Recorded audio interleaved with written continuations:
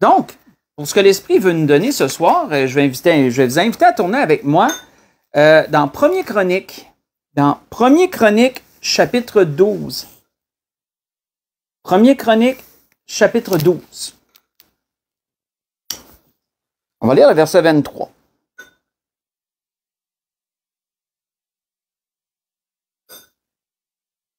Juste le verset 23. 1er Chronique, chapitre 12. Pour introduire le sujet que l'Esprit veut nous donner ce soir, verset 23.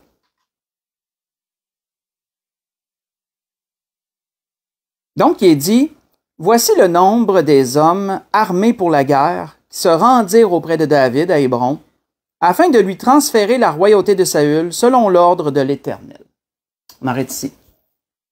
Donc, juste pour nous mettre dans le contexte, David, comme nous le savons, avait été déjà oint par le prophète de Dieu pour devenir roi là un certain temps, mais il a dû attendre avant que la royauté lui soit officiellement donnée. Il a dû attendre la mort du oint de l'Éternel actuel, qui était actuel, là il était mort, mais Saül. Il a dû attendre que Saül finisse son temps, si je peux le dire comme ça, et qu'il meure pour prendre sa place. C'était ainsi que Dieu le voulait. Et David a respecté ça avec beaucoup d'humilité, malgré qu'il a dû fuir, etc. Mais là, c'était le temps où, officiellement, et Juda qui avait appuyé David en premier, et Israël en entier qui ont suivi, se sont tous unis d'un commun accord pour oindre David pour roi d'Israël. Et là, une délégation d'hommes armés de chacune des tribus se réunissait pour officialiser le règne de David, sa royauté, autrement dit, son ascension au trône. Mais dans les tribus, et là, si on lirait le verset 24 en descendant, nous verrions tant d'hommes armés, nous verrions tribu de Juda envoyer tant d'hommes armés, tribu de Benjamin, tant d'hommes armés, etc., etc. Mais l'Esprit veut nous arrêter ce soir sur une tribu. Mais il était dit sur cette tribu-là quelque chose de vraiment très particulier. Et l'Esprit veut se servir de ça pour le message de ce soir. Quand l'Esprit m'a arrêté là-dessus, j'ai trouvé ça très intéressant. C'est au verset 32. La tribu d'Isaacar. Qu'est-ce qui est dit sur la tribu d'Isaacar? Puis c'est la seule tribu qui est dit quelque chose comme ça. Fait que c'est vraiment comme un bouton d'en face. Quand tu le lis puis tu tombes sur cette tribu-là, puis sur ce qui est dit, ça ressort du texte comme quelqu'un qui aura un seul bouton dans toute sa figure. C'est apparent.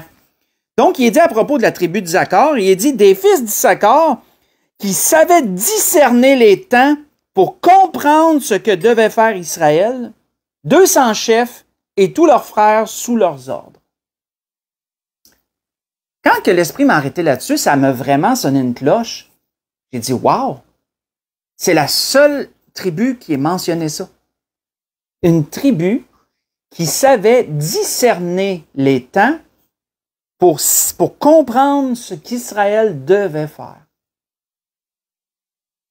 Ça, frères et sœurs, c'est tout un don. C'est tout un don que celui de savoir discerner les temps pour comprendre qu'est-ce qu'on doit faire. On voit que Salomon disait dans ses écrits à propos de ce fait-là, de discerner. Salomon disait, « J'ai encore vu sous le soleil que la course n'est point aux agiles, ni la guerre aux vaillants, ni le pain aux sages, ni la richesse aux intelligents, ni la faveur aux savants. Car tout pour eux dépend du temps et des circonstances. » Vous voyez ça dans Ecclésiaste 9, le verset 11. Logiquement, on pourrait penser, et ça serait vraiment de soi de le croire, de le penser, de le croire, que la guerre est remportée par les vaillants, que la course est remportée par les plus agiles, que le pain est le plus abondant et pour le sage, que la richesse, c'est les intelligents qui réussissent le plus à s'enrichir. Puis que les faveurs, c'est les savants qui savent le plus les obtenir. Ça serait logique de penser comme ça. Mais Salomon dit non. Salomon dit, Tout dépend pour eux du temps et des circonstances. Donc, ce que Salomon voulait dire dans l'Ecclésiaste chapitre 9, le verset 11, c'est qu'il ne s'agit pas uniquement d'avoir des aptitudes quelconques pour avoir du succès, mais il s'agit surtout d'avoir du discernement pour savoir quand agir dans telle et telle chose. Le discernement est un plus grand gage de succès que l'agilité, que les aptitudes. Parce que tu as beau avoir une aptitude qu'un autre n'a pas, mais si tu es capable de discerner les temps pour agir, ben, tu peux réussir là où quelqu'un qui a même une aptitude ne réussira pas s'il n'y a pas de discernement. Donc, c'est quelque chose. L'avantage vient à celui qui a du discernement, qui est capable de faire les choses au bon moment. Parce que c'est ça. Quand on voit ce que la tribu de Zaccar était capable de faire, il y a deux mots qui doivent nous arrêter. Premièrement, il y a le mot discerner, parce que c'est une tribu qui était capable de discerner. Donc, c'est quoi discerner selon le dictionnaire? C'est de découvrir par la réflexion, le jugement, c'est de découvrir par la réflexion le jugement, ou d'être capable de percevoir des choses. Ça, c'est du discernement. Être capable de découvrir, soit par la réflexion, soit par le jugement, etc. Ton jugement, dans le fond. Et le temps, c'est de discerner les temps. Le temps, c'est quoi? Selon le dictionnaire toujours, c'est un moment favorable. Tu sais, quand quelqu'un dit, mettons, là, c'est le temps, ça veut dire quoi? Ça veut dire que c'est là. C'est le bon moment. Là. Mais le temps, une des définitions du temps, c'est ça. C'est le bon moment. Le bon moment, le moment favorable pour telle action ou telle chose. Une période qui est déterminante pour une chose en question. Donc, d'avoir du discernement pour le temps, c'est de savoir découvrir le bon moment pour une chose ou une autre chose. De savoir découvrir le bon moment, frères. Puisse l'Esprit de notre Dieu nous remplir de discernement pour savoir comment agir dans les bons temps. Ça m'a vraiment arrêté, ça, ce que l'Esprit veut nous dire ce soir. Et un exemple de cela, quand je méditais je laissais mes pensées aller sur ce que l'Esprit nous donnait ce soir, pensez juste à l'histoire d'Esther. Pensez juste à l'histoire d'Esther. Et lorsque les Juifs ont été menacés par le décret du roi Assuérus, d'Aman, par le biais du roi Assuérus, pensons à ce que Mardoché a dit. Quand Mardoché a dit à Esther, « Et qui sait si ce n'est pas pour un temps comme celui-ci que tu es parvenu à la royauté. » Vous voyez ça dans Esther 4, verset 14. C'est quoi, qu'est-ce que Mardoché a fait? Qu'est-ce que Mardoché a fait? Mardoché a eu du discernement, frère. Ça. Il a découvert par la réflexion ou par son jugement que la situation d'Esther, sa royauté, son accession au trône, était un temps favorable. C'était le bon moment. C'est ça qu'il a découvert. Et ça, c'est le discernement qui l'a amené à voir ça. C'est le discernement des temps qui l'a amené à comprendre que, hey, c'est pour ça que tu es là, c'est le bon moment d'agir comme ça, c'est toi, tu es la personne qu'il faut qui aille parler au roi. Et c'est vraiment profond ce que l'Esprit nous dit ce soir, le discernement des temps. Allons voir autre chose. On reste toujours dans le sujet comme de raison, mais allons dans l'Ecclésiaste au chapitre 3. Allons voir quelque chose pour comprendre qu'est-ce qui régit les choses ici-bas. Qu'est-ce qui régit toutes choses ici-bas? Dans l'Ecclésiaste chapitre 3, si on lit du verset 11 au verset 8, c'est un endroit clé, ça. C'est un endroit où on y revient assez fréquemment.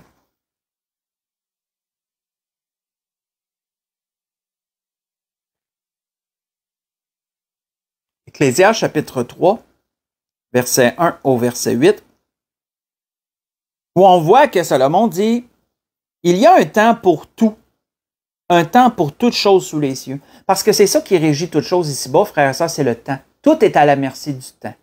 Nous sommes à la merci du temps. Toutes choses sont influencées par le temps.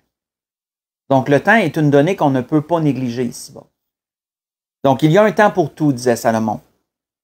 Un temps pour naître et un temps pour mourir, un temps pour planter et un temps pour arracher ce qui a été planté, un temps pour tuer et un temps pour guérir, un temps pour abattre, un temps pour bâtir, un temps pour pleurer et un temps pour rire, un temps pour se lamenter, un temps pour danser, un temps pour lancer des pierres et un temps pour ramasser des pierres, un temps pour s'éloigner des embrassements, un temps pour les chercher, pour chercher.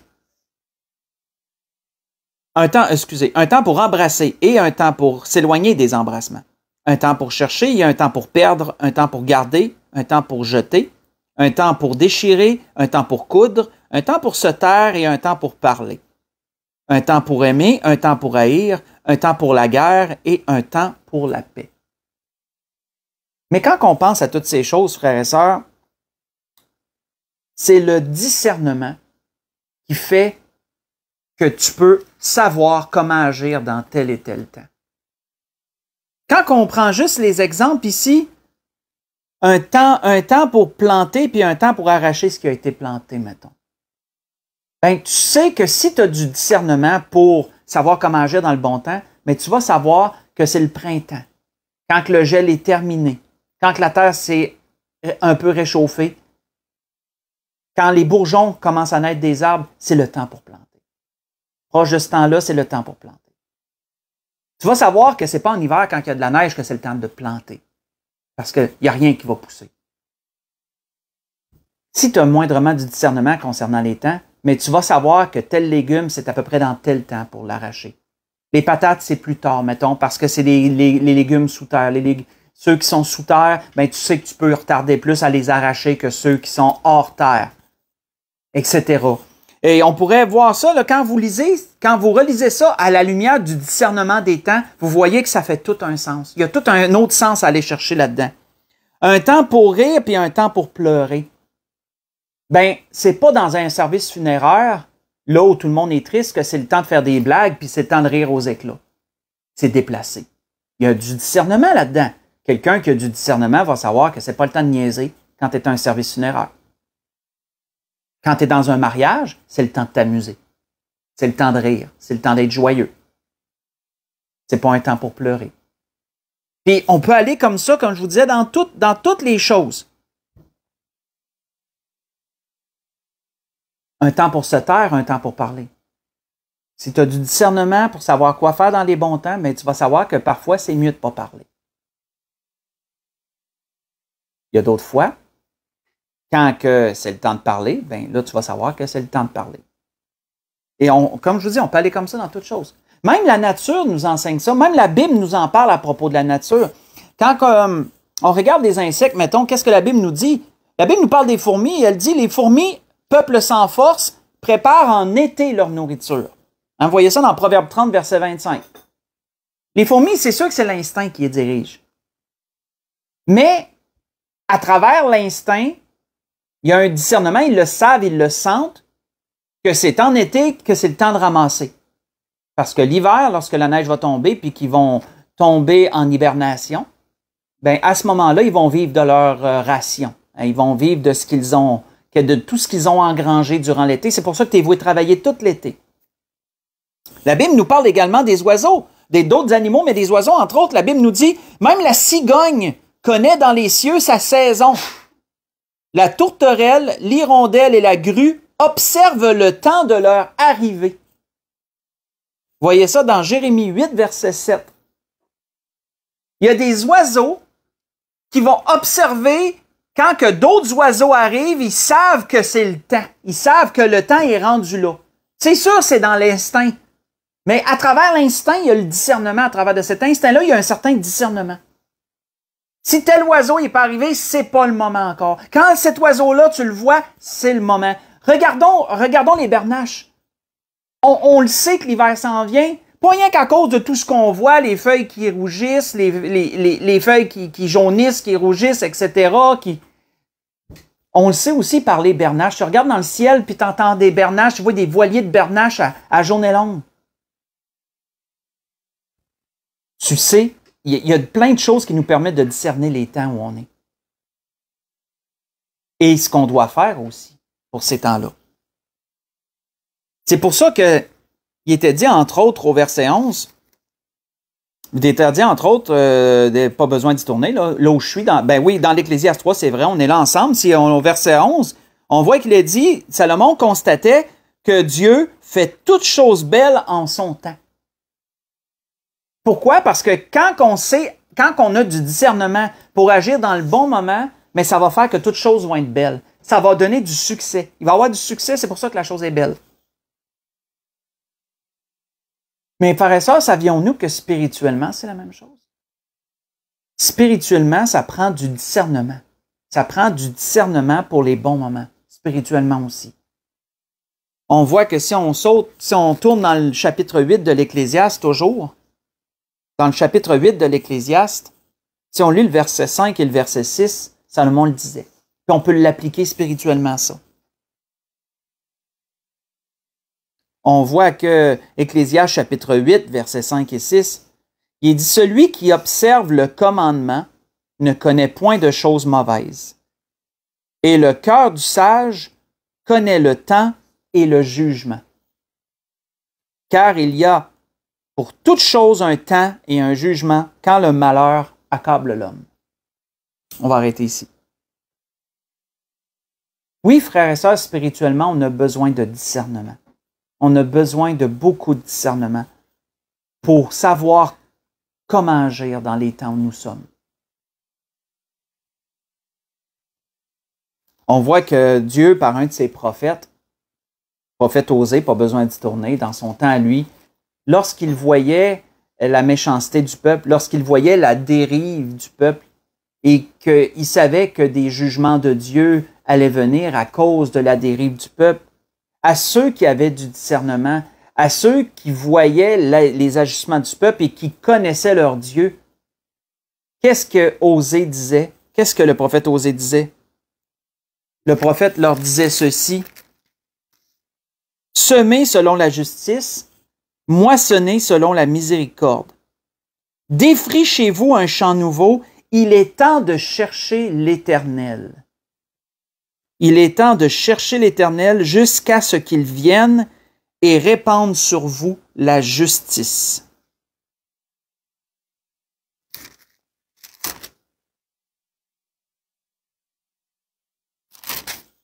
Il disait aux méchants: « Vous avez cultivé le mal, moissonné l'iniquité, mangé le fruit du mensonge, car tu as eu confiance dans ta voix et dans le nombre de tes vaillants hommes. » Et par la suite, il prononce un jugement. Donc, Osée disait à ceux de son peuple qui étaient méchants: « Vous vous êtes complus dans votre méchanceté, vous vous êtes complus dans vos vices, vous allez récolter le jugement de Dieu. » Mais il disait aussi, d'un même temps, d'une même parole, à ceux qui regardaient autour d'eux, qui voyaient le mal environnant et qui savaient que Dieu allait agir par rapport à ces choses, il leur disait quoi? Il est temps de chercher l'Éternel. Il est temps de chercher l'Éternel jusqu'à ce qu'il vienne. Vous voyez ça dans Osée chapitre 10, versets 12 et verset 13. Et oui, frères et sœurs, c'est un criant exemple du temps où on est rendu. Quand on regarde la méchanceté environnante, quand on regarde la tromperie, la duplicité, quand on regarde tout l'agenda mondialiste qui est en train de se déployer dans le monde, l'avancée du nouvel ordre mondial et vraiment son établissement à travers de tout. Frères et sœurs, les enfants de Dieu, pour les enfants de Dieu qui aiment leur Dieu et ils doivent continuer premièrement à marcher selon la justice, à moissonner, à semer selon la miséricorde, semer selon la justice, moissonner la miséricorde, mais ils doivent chercher Dieu. Il est temps de chercher l'Éternel. On voit que David disait dans un psaume, si vous voulez tourner avec moi le psaume 32, dans le psaume 32,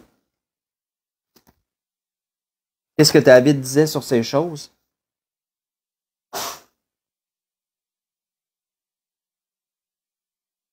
Lorsque David avait été pardonné par Dieu de son péché avec Bathsheba, et qu'il racontait dans son cœur ce qu'il vivait, ce qu'il avait vécu dans son cœur pendant le temps qu'il s'était tué. Dans le psaume 32, à partir du verset 2, David disait « Heureux l'homme à qui l'Éternel n'impute pas l'iniquité et dans l'esprit duquel il n'y a point de fraude. » Ça, c'est dans cet esprit-là qu'on devrait être, bien sûr, malgré l'environnement qui nous entoure. Tant que je me suis tu, mes os se consumaient et je gémissais toute la journée. Car nuit et jour, ta main s'apesantissait sur moi. Ma vigueur n'était plus que sécheresse comme celle de l'été.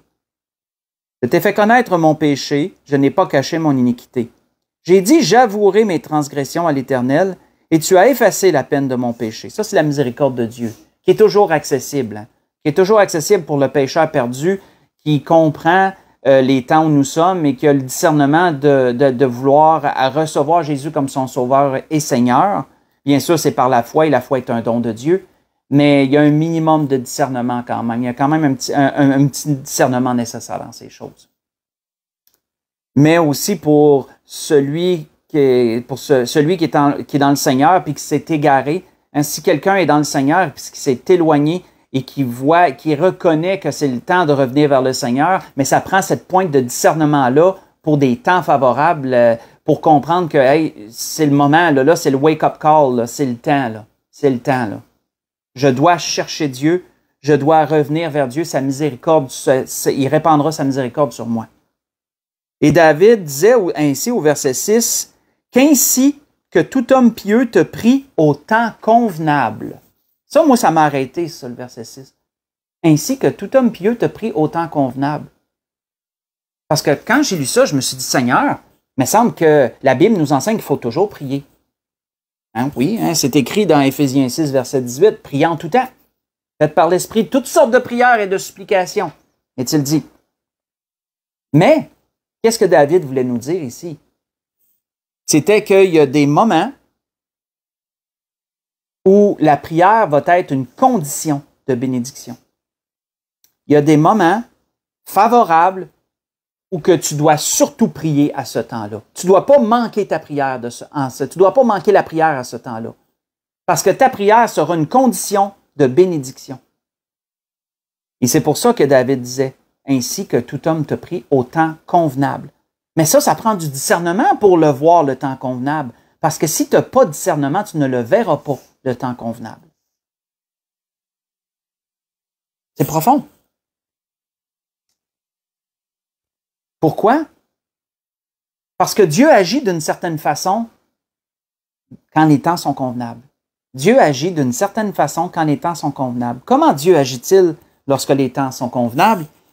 Continuons dans le psaume 102. L'Esprit me donnait vraiment une ordre des choses comme ça, puis on fait comme un chemin, on parcourt comme un chemin ensemble ce soir. Dans le psaume 102. Comment Dieu agit-il dans les temps convenables? Psaume 102, si on lit à partir du verset 13.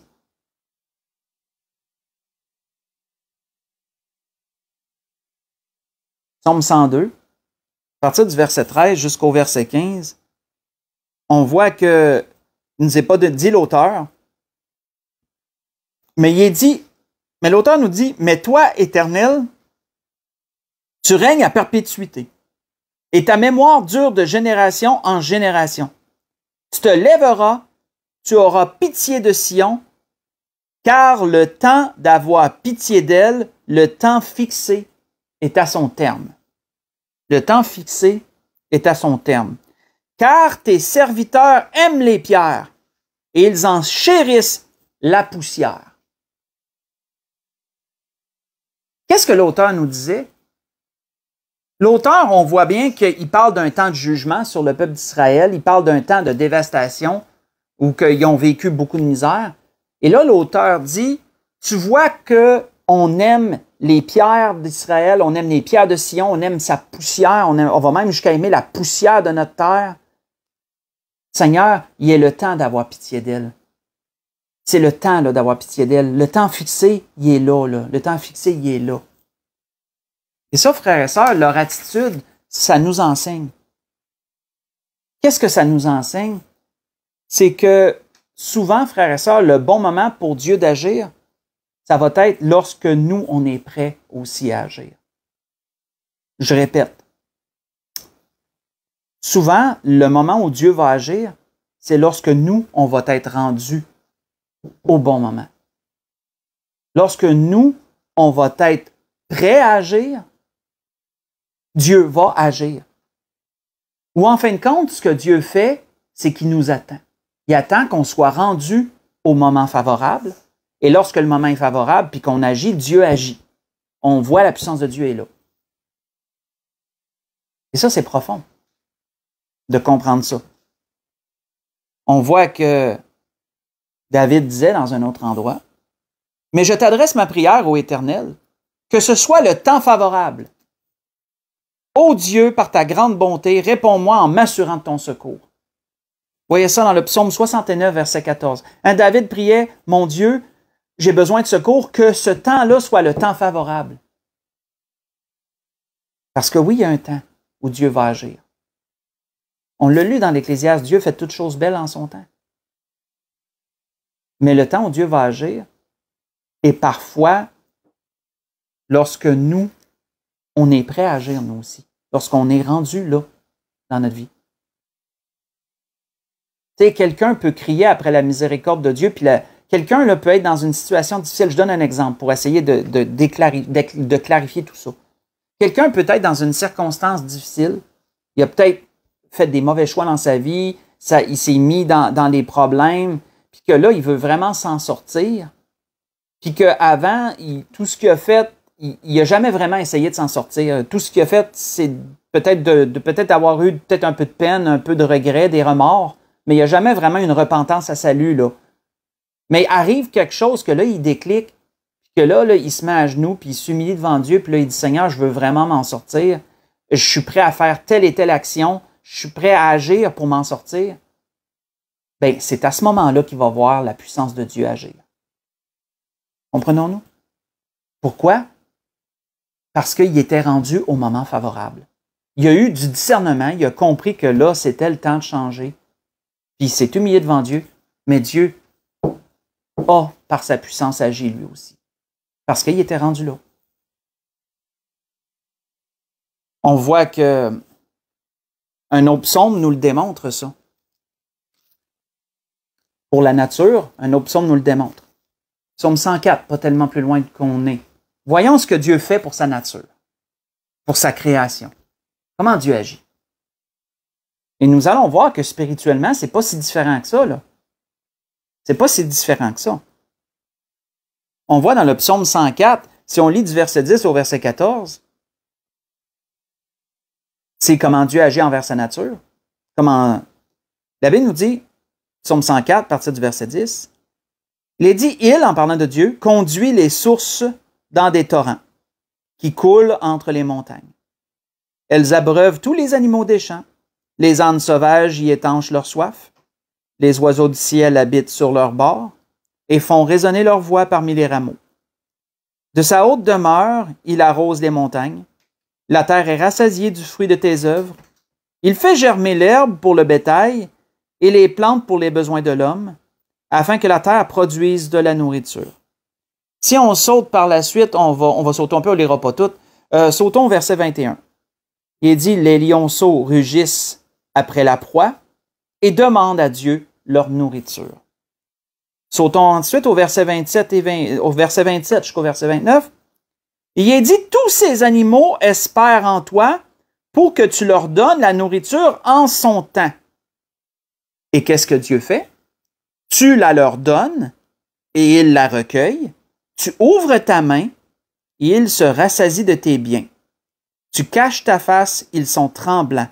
Tu leur retires le souffle, ils expirent et retournent dans leur poussière. On va arrêter ici. Qu'est-ce qu'on voit ici? On a vu que Dieu, lorsque l'être humain a faim, Dieu lui donne à manger. Lorsque l'animal a faim, Dieu lui donne à manger. Lorsque les oiseaux ont faim, Dieu leur donne à manger. Lorsqu'ils ont faim. Avez-vous déjà essayé de donner de la nourriture à un animal qui vient juste de manger? Tu sais, il a mangé, il est plein, il s'en va se coucher, là. Il est présenté un plat de bouffe. Puis, hey, mange encore, mange encore. Non, il le regarde, puis non. Tu sais, ben, il ne dit pas non, là, mais je veux dire, il vous regarde, puis il agira pas, il va sentir, puis non, il va se tourner la tête. Pourquoi? Il n'a pas faim. Essayez pas de donner de la nourriture dans ce temps-là, il n'a pas faim. Mais quand tu cries parce que tu as faim, Dieu te nourrit. Dieu nourrit sa création. Dieu agit comme ça envers sa création.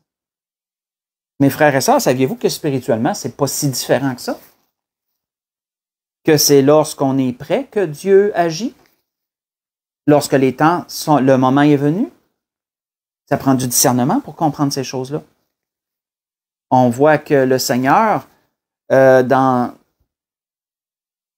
ce fameux chapitre de Matthieu 24, pas besoin d'y tourner, je vais juste lire un endroit. On revient souvent dernièrement sur ça. Ça fait 2-3 dimanches que on revient toujours à l'épuiser quelque chose là. Mais quand on regarde la fin de ce chapitre, le Seigneur donne un exemple parlant de cela. Qu'est-ce qu'il dit? Quel est donc le serviteur, fidèle et prudent, que son maître a établi sur ses gens pour leur donner la nourriture au temps convenable? Heureux ce serviteur que son maître, à son arrivée, trouvera faisant ainsi. Et lu Matthieu 24, versets 45 et verset 46. Le serviteur fidèle et prudent qui donne la nourriture au temps convenable, c'est le pasteur. Le pasteur, le missionnaire, l'évangéliste. C'est quoi le temps convenable? Mais c'est lorsque le peuple de Dieu est prêt à le recevoir. Lorsque le peuple de Dieu veut se réunir pour entendre la parole de Dieu, c'est le temps convenable pour les nourrir. Mais si les gens ne sont pas intéressés à entendre la parole de Dieu, quand même que le pasteur se présenterait et qu'il n'y a pas un chat, il ne va pas les nourrir, le temps n'est pas convenable. Ils ne sont pas là. Vous savez, frères et sœurs, ça prend du discernement pour toutes ces choses. Savoir discerner les temps. Lorsque notre Seigneur était ici-bas, puis on va aller vers la conclusion, mais lorsque notre Seigneur était ici-bas, qu'est-ce qui est dit à propos de lui? Faites juste écouter. Qu'est-ce qui est dit à propos du Seigneur lorsqu'il était ici-bas? Il nous est décrit une circonstance, et dans cette circonstance-là, il est dit « Or, la fête des Juifs, la fête des tabernacles, était proche. Et ses frères lui dirent « Pars d'ici et va en Judée, afin que tes disciples voient aussi les œuvres que tu fais. Personne n'agit en secret lorsqu'il désire paraître. Si tu fais ces choses, montre-toi toi-même au monde. » Car ses frères non plus ne croyaient pas en lui. Et Jésus leur dit « Mon temps n'est pas encore venu, mais votre temps est toujours prêt. Le monde ne peut vous haïr, moi il me hait, parce que je rends de témoignage de lui que ses œuvres sont mauvaises. Montez-vous à cette fête. Pour moi, je n'y monte pas encore, parce que mon temps n'est pas encore accompli. » Je vous ai lu ça dans Jean chapitre 7, j'ai lu du verset 2 au verset 8. Le Seigneur, lorsqu'il était ici-bas, il savait discerner les temps. Le Seigneur savait discerner les temps. Il savait quand c'était pas le temps d'agir et il savait quand c'était le temps d'agir. Et là, on pourrait tous se dire, ben oui, mais c'est le Seigneur, c'est facile. Il savait toutes choses. OK, oui, je vous l'accorde. C'est vrai que le Seigneur avait une avance sur nous. On pourra dire comme ça, il avait une avance sur nous. Il connaissait toutes choses. Fils de Dieu. Mais pareil, le Seigneur est quand même notre modèle. Le Seigneur est quand même un exemple. À ce temps-là, le Seigneur savait que ce n'était pas le bon moment.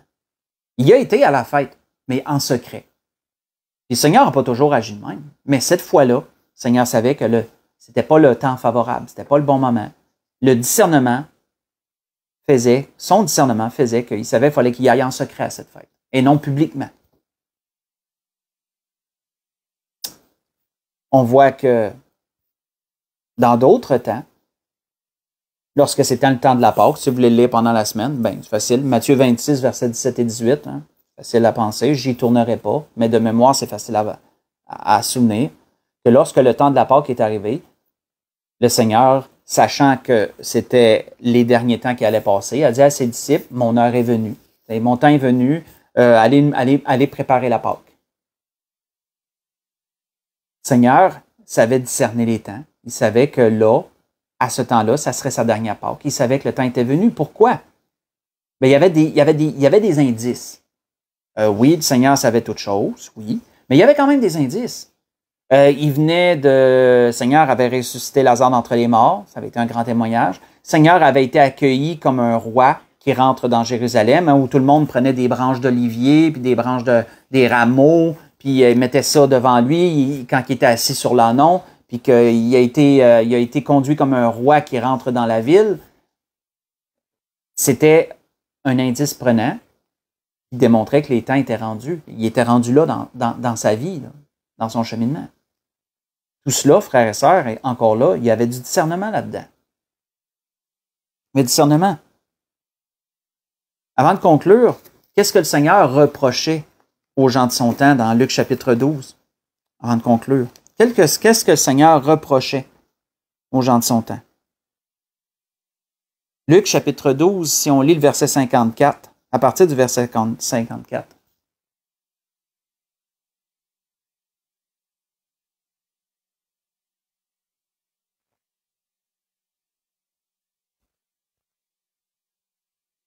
Il dit encore à la foule, Luc, chapitre 12, à partir du verset 54, « Quand vous voyez un nuage se lever à l'Occident, vous dites aussitôt, la pluie vient. Et cela arrive ainsi. Et quand vous voyez souffler le vent du midi, vous dites, il fera chaud. Et cela arrive. Hypocrite! Vous savez discerner l'aspect de la terre et du ciel. Comment ne discernez-vous pas ces temps-ci? Et pourquoi ne discernez-vous pas de vous-même ce qui est juste? » Frères et sœurs, on a plusieurs messages dernièrement qui nous montrent les temps où on est rendu. Quand je lisais tout ça, puis que l'Esprit me dévoilait ces choses qu'il nous donne ce soir, ce qui me venait, c'est de comprendre surtout qu'il faut savoir discerner les temps où on est rendu. Le Seigneur est près de revenir. Le temps n'est pas à la paresse. Le temps n'est pas à l'oisiveté. Le temps est à la sanctification. Le temps est à redresser nos vies.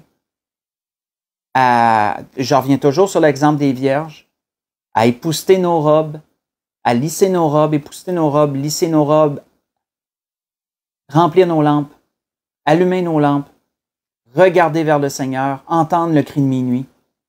Le Seigneur est près de revenir pour chercher son Église et le Seigneur doit trouver une Église qui l'attend. Il doit trouver une Église qui est veillante et priante. C'est le temps de chercher Dieu. C'est le temps de chercher Dieu comme le prophète Osée le disait. Il est temps de chercher l'Éternel, il est temps de se défricher un champ nouveau. Et si quelqu'un qui n'est pas sauvé écoute ce message ce soir, ben, il est temps qu'il cherche Dieu. C'est le moment, là. C'est le moment de chercher Dieu. C'est le moment de lui donner ta vie. C'est le moment de le laisser entrer dans ton cœur pour qu'il soit ton sauveur à toi aussi, comme il est le sauveur de bien d'autres. C'est le temps. Et si quelqu'un s'est éloigné du Seigneur et qui entend ce message ce soir, mais qu'il sache que c'est le temps de revenir, là. Le Seigneur est prêt de revenir chercher son Église et tu dois être trouvé dedans lorsqu'il va revenir. Tu ne dois pas être trouvé vagabondant dans le monde et égaré de cœur et d'esprit parce que tu vas rester bien surpris. Il est temps de chercher Dieu. Mes frères et sœurs, ça prend du discernement. Comme il a été dit en introduction, qu'est-ce que la tribu d'Issacar avait de particulier par rapport aux autres? Il savait discerner les temps pour savoir ce qu'Israël devait faire. Celui qui a du discernement va savoir comment agir dans certains temps. Et quand on regarde les temps où on est, ben, il faut savoir comment agir dans les temps où on est. Autant physiquement que spirituellement. Vous savez, physiquement, dans les temps qu'on est physiquement, c'est pas un temps pour dépenser sans compter, pour s'endetter outre mesure, pour aller voyager, faire des grands voyages, puis entreprendre des grandes constructions. À moins que tu aies bien de l'argent et que tu sois bien à l'aise. Sinon, c'est pas le temps. Il y a une famine qui s'en vient. Il y a des moments difficiles qui s'en viennent. Il y a un crash économique qui nous pend au bout du nez. C'est le temps de payer tes dettes. C'est le temps de tomber un peu, comment je pourrais dire, en hibernation. On pourrait dire ça comme ça. C'est le temps de tomber en hibernation, là. De faire sûr que le plus d'argent reste possible dans tes poches pour te préparer à ce qui s'en vient. C'est le temps de faire des bons placements si tu es capable. Tu es capable de faire des bons placements, de te renseigner dans ce sens. Moi, je ne suis pas un expert, je ne peux pas en parler. C'est le temps de, si tu peux faire un peu de nourriture, puis il y a des spéciaux des fois à l'épicerie, c'est le temps d'engranger. C'est le temps de te faire une petite réserve, là. C'est le temps de faire du canage si tu es capable d'en faire. C'est le temps de faire plein de choses, frères et sœurs. Comme la fourmi ramasse sa nourriture en été, là, c'est le temps. C'est le temps de faire ça. Ça, c'est physiquement. Mais spirituellement, il est le temps de faire quoi? Ben, il est le temps de remettre ta vie en ordre. Il est le temps de chercher Dieu. C'est ça. C'est ça qui est le temps. Et c'était ce que l'Esprit voulait nous rappeler ce soir. Mais toutes ces choses ne peuvent se faire sans discernement. Tu dois avoir du discernement. Pour voir ce qui se passe. Pour entendre ce qui se dit. Parce que sans discernement, ben souvenez-vous de la fable, c'est la fable de La Fontaine, là, la fable de La Fontaine, de la cigale puis de la fourmi. Hein? Quand en été, la cigale jouait de la musique, puis elle s'amusait, elle, puis la fourmi, elle travaillait fort, puis que la cigale, elle se moquait de la fourmi parce que la fourmi travaillait, puis elle passait son temps à jouer de la musique, puis à danser, puis à chanter, puis à s'amuser. Mais lorsque les froids sont venus, puis que la fourmi, elle était en chaleur, ben la cigale, elle cognait, elle, pour rentrer. Elle voulait que la fourmi puisse lui faire partager son repas, puis lui faire partager tout. La cigale, elle n'avait rien entreposé. C'est un peu ça. C'est la fable de La Fontaine, mais ça a quand même une morale. Hein? Et c'était ce que l'Esprit voulait nous donner ce soir. Comprenons, frères et sœurs, l'importance du discernement pour savoir comment agir dans les temps où on est. Autant physiquement, mais surtout spirituellement. Surtout spirituellement. Pour conclure, on va aller dans Romains 13. Romains chapitre 13, et on va conclure là-dessus. Romains chapitre 13.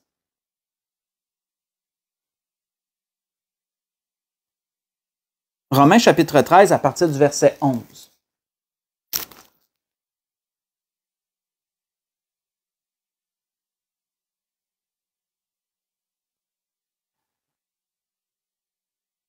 Verset 11 au verset 14, il est dit dans Romains chapitre 13, l'apôtre Paul disait « Oh, cela importe autant plus que vous savez en quel temps nous sommes. » Et l'apôtre Paul disait ça de son temps. Là. Vous savez en quel temps nous sommes. C'est l'heure de vous réveiller enfin du sommeil, car maintenant le salut est plus près de nous que lorsque nous avons cru. Et si lui pouvait dire ça dans son temps, imaginez-nous aujourd'hui. Quand on sait que le Seigneur il est à la porte, c'est pas figuré, là. C'est pas énigmatique puis dire il est à la porte. Non, non, il est à la porte. Il est à la porte. Il est juste là, là. La nuit est avancée, le jour approche. Dépouillons-nous donc des œuvres des ténèbres et revêtons les armes de la lumière. Marchons honnêtement comme en plein jour, loin des orgies, de l'ivrognerie, de la luxure, de l'impudicité, des querelles et des jalousies. Mais revêtez-vous du Seigneur Jésus-Christ et n'ayez pas soin de la chair pour en satisfaire les convoitises. C'était ce que l'Esprit voulait nous dire ce soir. Prions le Seigneur pour qu'il nous accorde le don que la tribu d'Isaacar avait, de savoir discerner les temps où on est rendu pour savoir qu'est-ce qui est bon de faire. Prions le Seigneur qu'il nous accorde ce discernement-là, parce que souvenons-nous que tout dépend des temps et des circonstances. Et le discernement est un gage de succès. Vous savez, beaucoup malheureusement manquent de discernement justement et s'appuient sur Matthieu 6 pour justifier de l'oisiveté et de la paresse et du laxisme dans leur vie. Plusieurs s'appuient sur Matthieu 6 en disant « Le Seigneur a promis de donner de la nourriture si tu as faim, de t'habiller. Le Seigneur revêt les plantes, il va te revêtir aussi à plus forte raison. » Tu sais, plusieurs s'appuient là-dessus puis ils disent « On n'a pas besoin de rien préparer, le Seigneur va pourvoir lorsque le temps va venir. » Ça, c'est un manque de discernement et c'est une folie. Pas le verset qui est une folie, là. Non, non, non, non, non. C'est la mauvaise compréhension du verset qui est une folie. Parce que lorsque tu es capable, lorsque tu es en moyen, puis que tu es capable, tu as l'énergie, tu as le temps, tu vois les choses, tu dois agir. Mais si c'est hors de ton contrôle, si une situation vient hors de ton contrôle, on ne peut pas tout contrôler, là. Si une situation vient hors de ton contrôle, c'est là que la promesse de Matthieu 6 arrive. C'est là que le Seigneur dit, cherche premièrement le royaume et la justice de Dieu, puis Dieu va pourvoir pour toi par-dessus tout ça. C'est quand que c'est pas dans ton contrôle à toi, quand c'est hors de ta portée à toi, Dieu promet de pourvoir. Mais si c'était en ta portée, si tu pouvais faire quelque chose, et que tu fais rien, et que tu dis, oh, le Seigneur va pourvoir. Mais désolé, ça c'est du laxisme, c'est de la paresse, c'est de la folie, ce n'est pas du discernement. Et malheureusement, plusieurs chrétiens en manquent du discernement. Ayons, frères et sœurs, du discernement, afin que le Seigneur puisse agir aussi à travers notre discernement et que nous puissions voir la puissance de Dieu intervenir dans nos vies. C'est mon choix le plus cher pour nous tous. C'était ce que l'Esprit voulait nous donner ce soir. Donc, je voudrais vous souhaiter à tous et à toutes un bon restant de semaine. Que le Seigneur vous bénisse, qu'il vous dirige en toutes choses, qu'il vous accorde tout ce dont vous avez besoin. Pour l'Église de l'Espérance, on va se dire à dimanche prochain. Soyez bénis et bonne semaine à tous.